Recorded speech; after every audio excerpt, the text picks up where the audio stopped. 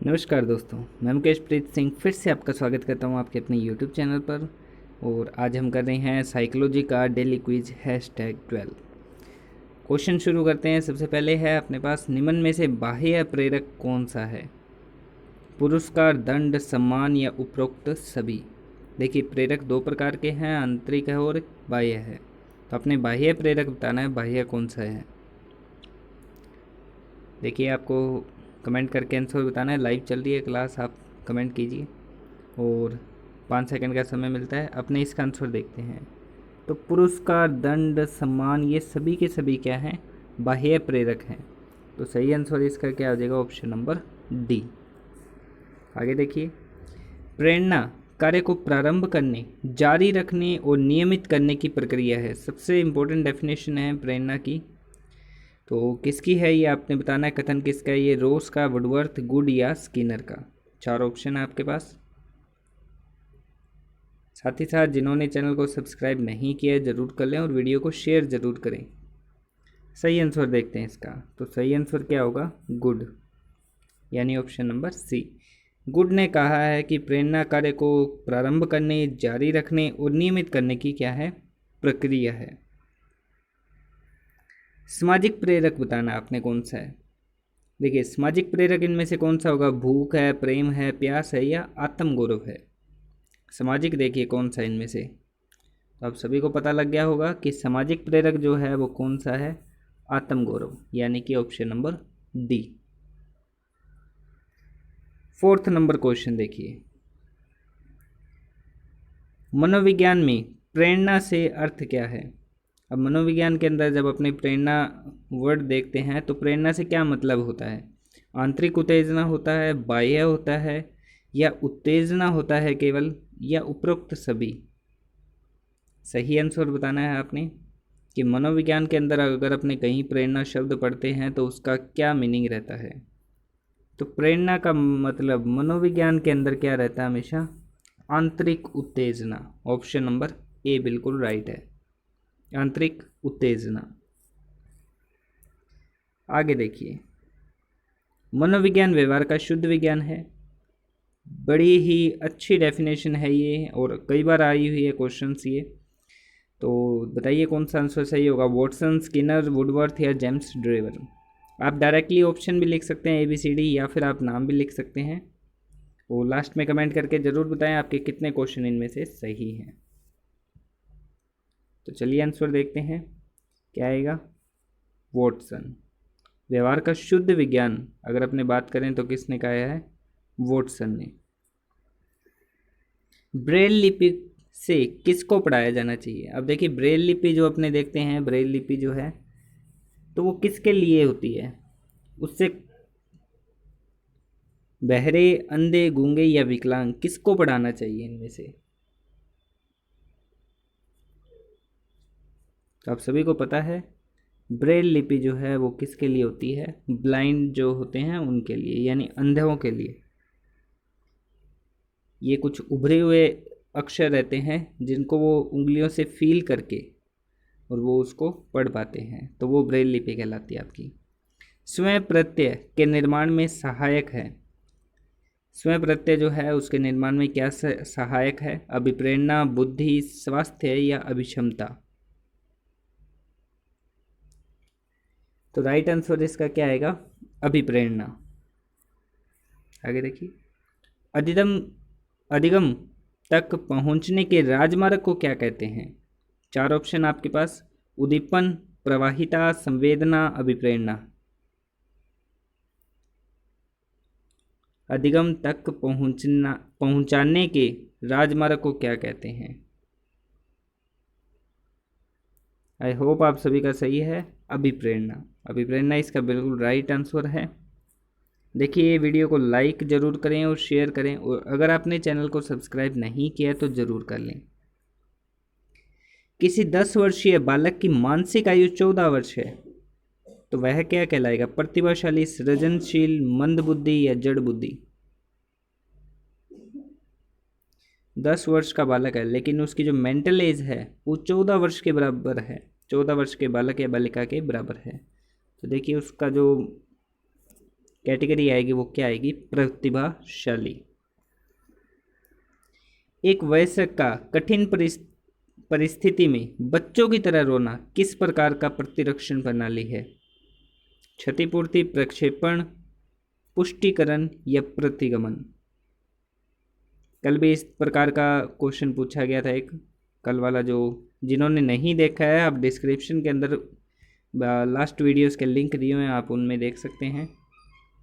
तो इसका आंसर देखते हैं कि एक वयस्क कठिन परिस्थितियों में बच्चों की तरह रोने लगता है तो वो क्या कर रहा है, वो प्रतिगमन कर रहा है। प्रतिगमन का मतलब है पीछे की ओर लौट जाना वापस। ये देखिए संबंध प्रतिक्रिया जो अधिगम का सिद्धांत है, संबंध प्रतिक्रिया सिद्धांत निम्न में से किसने प्रतिपादित किया, बीएफ स्किनर, सीएल हल, ईएल थॉर्नडाइक या आईपी पावलोव। आप सभी इससे अधिगम का टॉपिक किया है, उसके अंदर ये चारों नाम आपने पढ़े हैं। संबंध प्रतिक्रिया सिद्धांत इनमें से किसने दिया था, तो संबंध प्रतिक्रिया देने वाले कौन थे, आईपी पावलोव। देखिए जैसा कि मैंने आपको कहा था कि एक डेफिनेशन और एक बुक का नाम आप डेली पढ़ें, डेली अपनी नोटबुक में लिखें, ताकि एग्ज़ाम तक आपकी जो बुक्स हैं वो याद हो जाएं। बुक से क्वेश्चन पूछा जाता है अक्सर। यहाँ पर एक बुक का नाम है a survey of education of gifted children. पुस्तक किसकी है, होलिंगवर्थ की, हैविंगहर्स्ट की, शेफिल की या इनमें से कोई नहीं। किसने लिखी है ये पुस्तक, a survey of the education of gifted children. और देखिए इंग्लिश की जो आपकी तैयारी कर रहे हैं आप रीड के लिए या किसी भी टेट एग्ज़ाम के लिए, तो उसकी प्लेलिस्ट बनी हुई है, डिस्क्रिप्शन में मिल जाएगी आपको, साइकोलॉजी, हिंदी, इंग्लिश, इन सभी की। राइट आंसर देखते हैं क्या आएगा इसका, हैविंगहर्स्ट। हैविंगहर्स्ट की पुस्तक है a survey of education of gifted children. विशिष्ट बालकों के कितने प्रकार होते हैं, देखिए अपने बात करते हैं, ये मैंने कम्युनिटी के अंदर भी पूछा था क्वेश्चन, यूट्यूब पे जब आप पोस्ट देखते हैं वहाँ पर, कि विशिष्ट बालकों के कितने प्रकार होते हैं, तो 2, 3, 4 या 5। तो इसका राइट आंसर मैं बता देता हूँ क्या है, 4। 4 प्रकार के जो विशिष्ट बालक हैं होते हैं। कौन कौन से होते हैं, सबसे पहला आता है आपका प्रतिभाशाली, ठीक है, फिर आता है आपका मंदबुद्धि वाले, ठीक है, उसके बाद आता है बाल अपराधी,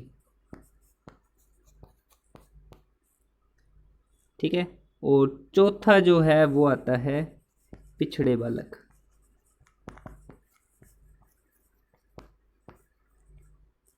तो 4 प्रकार के हो गए, प्रतिभाशाली, मंदबुद्धि, बाल अपराधी और पिछड़े बालक। 4 कैटेगरी में इनको डिवाइड किया गया है विशिष्ट बालकों को।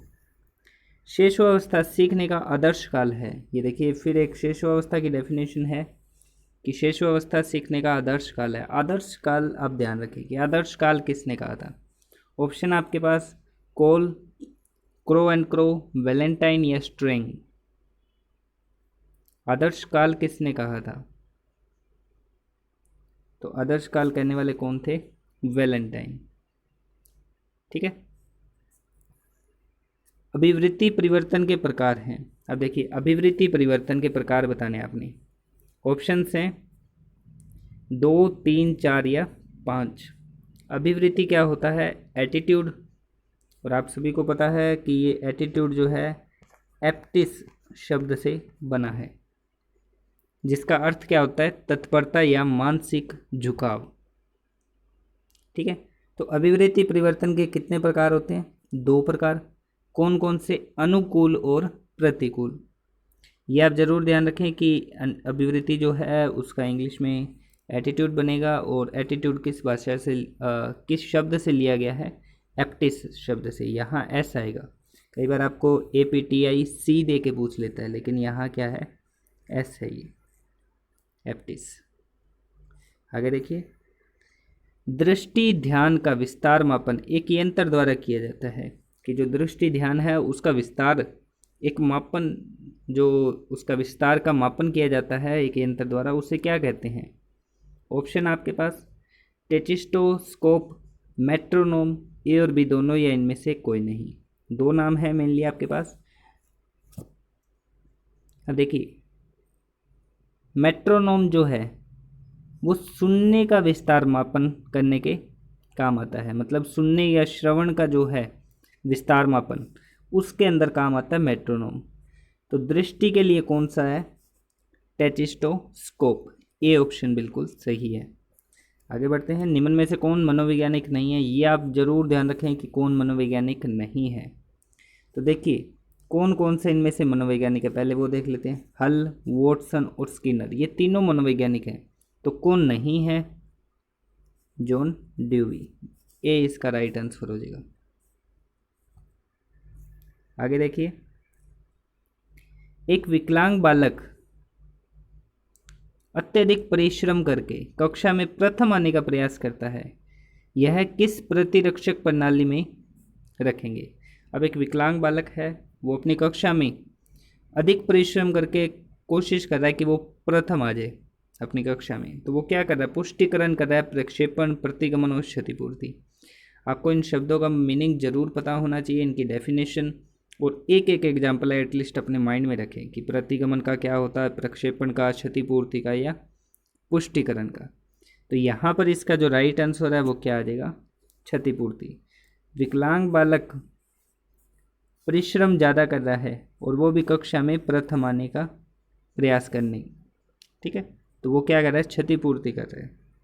TAT, थेमेटिक एप्रिसिएशन टेस्ट जो है, प्रासंगिक अंतर्बोध परीक्षण, उसमें कार्डों की संख्या कितनी होती है? 10, 20, 30 या 40? आपने पढ़े हैं, तो राइट आंसर क्या आएगा इसका? 30 कार्ड होते हैं, 10 महिला, 10 पुरुष और 10 दोनों के लिए। ये देखिए, निम्न में से किसने बुद्धि का बहुतत्व सिद्धांत प्रतिपादित किया? और ये जो MCQ हैं ये आपको राइट 9 बजे सोमवार से शनिवार तक आपको मिलेंगे, और टिल द एग्ज़ाम डेट, आपका एग्ज़ाम फरवरी में हो रहा है या जहाँ भी जिस भी डेट में होगा तब तक। निम्न में से किसने बुद्धि का बहुतत्व सिद्धांत प्रतिपादित किया? ऑप्शंस हैं थ्रस्टन, गिलफोर्ड, बिने या थॉर्नडाइक। बहुतत्व की बात कर रहा है, तो सही आंसर इसका देखते हैं। सही आंसर क्या आएगा? थॉर्नडाइक का है बहुतत्व। आगे देखिए, अधिगम का निजी कारक क्या है? अधिगम का निजी कारक जो है वो क्या है इनमें से? परिपक्वता, तत्परता, अभिप्रेरणा या उपरोक्त सभी? निजी कारक बताना है तो क्या आएगा? उपरोक्त सभी। अंतर्मुखी व्यक्ति की विशेषता क्या है? दिव्य दृष्टि प्रधान, विचार प्रधान, भाव प्रधान या उपरोक्त सभी? अंतर्मुखी व्यक्ति जो है उनकी आपने बताना है इनमें से कौन सा जो उनकी विशेषता है। तो देखिए, अंतर्मुखी व्यक्ति दिव्य दृष्टि प्रधान, विचार प्रधान, भाव प्रधान सभी होता है, तो उसकी विशेषता के अंदर ये तीनों आ जाएगी, तो ऑप्शन डी आएगा, उपरोक्त सभी।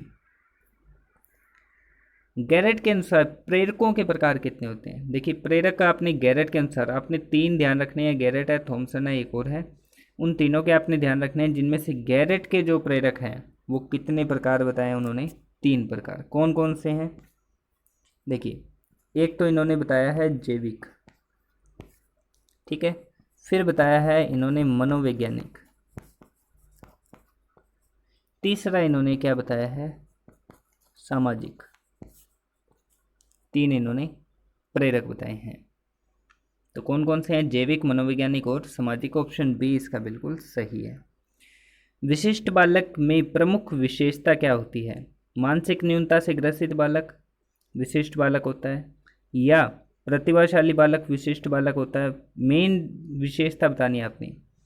साधारण बालकों से भिन्न गुण एवं व्यवहार वाला बालक विशिष्ट बालक की कैटेगरी में आता है, या मंद बुद्धि बालकों की अपेक्षा तीव्र गति से जो सीख लेता है वो बालक, या तीव्र बालक अपने कह लें, वो विशिष्ट बालक की मुख्य विशेषता है। तो आपने सही बताना है, और आप इस क्वेश्चन का आंसर सोचिए, साथ साथ में आप चैनल को अगर आपने सब्सक्राइब नहीं किया है तो ज़रूर कर लें। साथ ही साथ देखिए साइकोलॉजी हिंदी इंग्लिश इनकी जो पीडीएफ है वो अपलोड की गई है, और भी कोई एजुकेशन से रिलेटेड न्यूज़ आती है तो वो भी आपको प्रोवाइड करवाई जाती है टाइम टू टाइम। और रीट की या टेट की जो भी आप तैयारी कर रहे हैं उनकी जो प्लेलिस्ट बनी हुई है, आप वहाँ पर जाके अपना कंटेंट देख सकते हैं। तो इसका राइट आंसर देखते हैं ऑप्शन नंबर सी। साधारण बालकों से भिन्न गुण एवं व्यवहार वाला बालक जो है विशिष्ट बालकों की मुख्य विशेषता है। कि जो साधारण बालक कर रहे हैं उससे भिन्न गुण और व्यवहार, चाहे वो निम्न स्तर के हों साधारण से, चाहे वो उच्च स्तर के हों। निम्न होगा तो वो मंदबुद्धि में जाएगा, उच्च होगा तो वो क्या जाएगा, औसत से ऊपर, प्रतिभाशाली या अन्य बालकों में। ठीक है, आगे देखिए, निष्पत्ति परीक्षण का सबसे अधिक उपयोग किसमें है।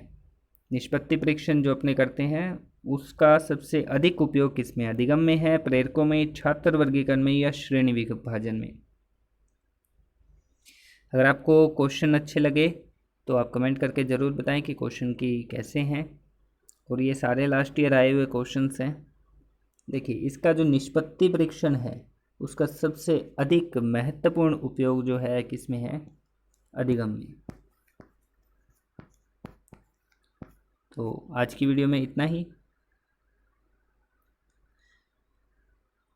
देखिए ऑप्शन नंबर ए बिल्कुल इसका सही है।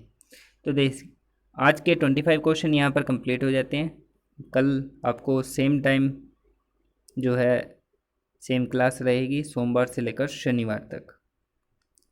आई होप आपको क्वेश्चन अच्छे लग रहे हैं, आप कमेंट करके ज़रूर बताएं और पार्टिसिपेट करें। डेली आप रात को 9 बजे सोमवार से शनिवार तक लाइव इसका जो है क्वेश्चन जब पूछे जाते हैं 25 क्वेश्चन, उसके अंदर पार्टिसिपेट करें। तो मिलते हैं नेक्स्ट वीडियो में। Thank you.